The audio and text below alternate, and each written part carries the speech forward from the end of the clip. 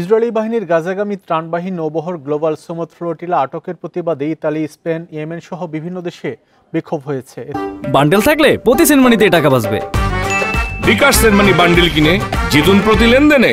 অংশ নিয়ে গাজার ফিলিস্তিনিদের প্রতি সমর্থন জানায় স্লোগান দেন বিক্ষোভকারীরা। শুক্রবার ইতালির রোম, বোলোগন, নেপাল সহ বিভিন্ন শহরে রাজপথে নেমে ইসরায়েলি আগ্রাসনের বিরুদ্ধে প্রতিবাদ জানান হাজারো মানুষ। গাজায় নিরীহ ফিলিস্তিনির হত্যা বন্ধ এবং ফিলিস্তিনের মুক্তির দাবি জানান তারা।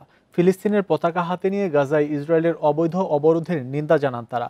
স্পেনের বার্সেলোনাতেও ফিলিস্তিনপন্থীদের বিক্ষোভ হয়েছে। সড়কে নেমে ইসরায়েলি আগ্রাসনের বিরুদ্ধে প্রতিবাদ জানান কয়েক হাজার শিক্ষার্থী। ইসরায়েলি বাহিনী গাজায় গণহত্যা চালাচ্ছে বলে স্লোগান দেন তারা। ইয়েমেনের সাদা প্রদেশেও গ্লোবাল সমুদ ফ্লোটিলা আটকের প্রতিবাদ জানিয়েছে বিক্ষোভকারীরা।